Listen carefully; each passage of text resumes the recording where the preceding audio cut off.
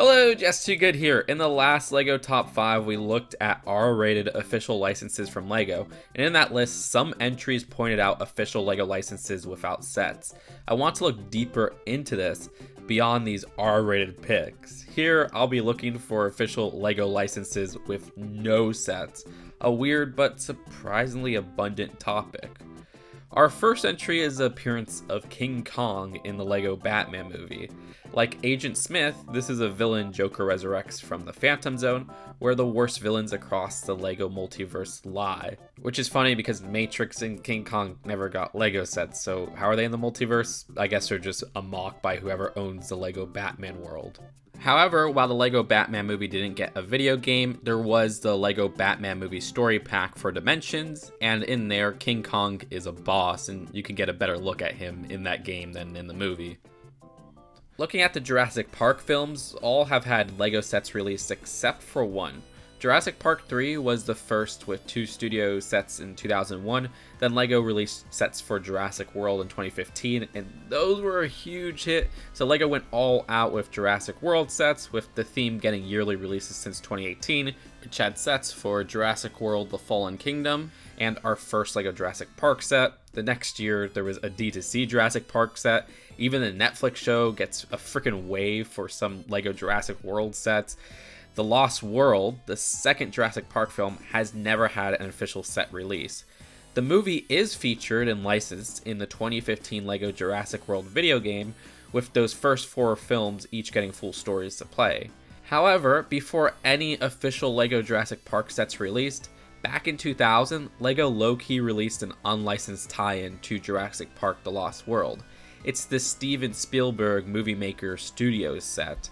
Notice the Jaws reference on the manual as well. Spielberg directed the first 2 Jurassic Park films, including The Lost World, and the second film has a T-Rex chase in San Diego at night with Ian Malcolm and Sarah Harding escaping in a vehicle, just like the builds and figures of this set. However, again, no Jurassic Park or Lost World licensing is tied into this set specifically. Studios did this a lot, like the classic Temple of Gloom set is clearly an unlicensed LEGO Indiana Jones set. But let's talk about San Diego Comic-Con exclusive figures. I count these as sets, but I know most of my viewers will call these in polybags not sets, but promotions, so I guess they fit the list. For DC, while I'm mostly looking for that logo confirmation of the license, these Comic-Con sets had some unlogoed tie-ins, which I guess were licensed because Warner Bros. Just owns all of these characters. With the Green Arrow 2013 Comic-Con figure, which doesn't brand itself after Arrow, even though it's clearly from the show. The same with Arsenal in 2015. Then starting in 2016, the logos for these shows appeared on packaging. Legend of Tomorrow with Adam, and then Vixen in 2017, and then Black Lightning in 2018. There's no LEGO sets based on Legends of Tomorrow or Black Lightning. Supergirl got a DC Fandom figure in 2020, though there were Supergirl brickheads released as a 2-pack exclusive to Comic-Con and strangely without a logo, despite clearly being a tie-in. Oh, and I should mention the one polybag branded with a Shazam logo, released in spring 2019 around the same time as the Shazam DCEU movie, which got no LEGO sets, but the polybag has a different logo from the movie, and then a summer Batman set the same year had the same Shazam thrown in, except with a hood piece instead of the hair piece. It's not much better for Marvel if you're a collector. I mean, that frickin' Phoenix figure I still really want, which we've never gotten as a figure in the X-Men sets. There was an incredible Spider-Man minifigure for Comic-Con 2019 based on the Spider-Man PS4 game, officially logoed and all. Like, come on, LEGO. Limiting a Spider-Man PS4 minifigure to Comic-Con and not giving us any sets? Do you not want to print money? If LEGO released a single $30 retail exclusive set of this Spidey and Mr. Negative, the set could have the worst build ever and it would sell like hotcakes and just constantly be sold out. And if you don't count polybags as well, The Amazing Spider-Man 2 had the Electro Toys R Us exclusive polybag and then a Comic-Con figure for the Spidey suit from the film. And if we're talking branding, this Comic-Con exclusive Sheriff Deadpool is the only LEGO packaging with that Deadpool logo on it. Not even Deadpool Duck got that treatment. Oh, and there was a Comic-Con figure licensed to Secret Wars with the logo at the front for all new Captain America, but again, that's just a logo thing. If you're out of the LEGO loop, these Comic-Con figures have a very limited amount given out to attendees, so they go for hundreds to thousands of dollars on eBay, which makes it annoying if you're just a regular LEGO Marvel collector and you want these characters. Now, LEGO Rock Band can be considered a license without sets, with no official Rock Band set released. There was a LEGO Rock Band keychain as a pre-order bonus for the 2009 LEGO Rock Band game. I just remembered I actually have this keychain. I think I got it for free randomly at a GameStop. Looking at LEGO Rock Band, there's officially licensed songs, bands, and likenesses for the appearance of some certain famous people. Now, we have gotten a licensed band set with the Yellow Submarine idea set also tying into the Beatles animated film, but this game had LEGO Blur, Queen, and even Spinal Tap. Yes, the fictional band, or what started out as a fictional band from the R-rated 1984 movie. Darn it, we could have put that on the R-rated set list. I mean, to be fair, they only had Short and Sweet from their 2009 album, but WB Games and LEGO were extra cautious, keeping Spinal Tap only to the console versions. Like, there used to be this thing with video games where a lot of third-party games would have a more mature console version and then a less mature handheld version. Anyways, David Bowie and Iggy Pop officially lent their likeness to the game as well. None of these people ever getting official LEGO minifigures. There were more bands' music licensed from the Jackson 5 to Bon Jovi, but the members' likenesses were not licensed in the game. And the game also LEGOfied existing Rock Band characters. Today I learned Rock Band had original characters. I don't know, I've never played those games. Either way, none of these bands have official LEGO sets. I mean, Queen has reached 10K and not been approved on LEGO Ideas before, but I think Queen has a better shot than some of these other bands, but who knows. Next up, we've got a Stanley Kubrick film in LEGO. Okay, not those, but in LEGO Dimensions, an officially licensed appearance of HAL 9000 from 2001 A Space Odyssey happens in the Portal 2 level. Gandalf conjures HAL to distract GLaDOS. Would you like a game of chess? I have detected a rogue, corrupt AI. Where did you come from? Did Black Mesa send you? Go away. I do not know. I was in space, and now I am here. But you can't stay here. I'm in the middle of something. Go back to space. It's pretty funny hearing the two talk to one another. You can see the full interaction on the Shy AI's YouTube channel. There's quite a bit of dialogue in this scene. In LEGO Dimension, there's another license with no physical LEGO sets. There's an Easter egg where using the TARDIS from the Doctor Who level pack at this spot in the Simpsons level pack will bring you to the Jetsons' house in Orbit City from the 60s Hanna-Barbera animated sitcom.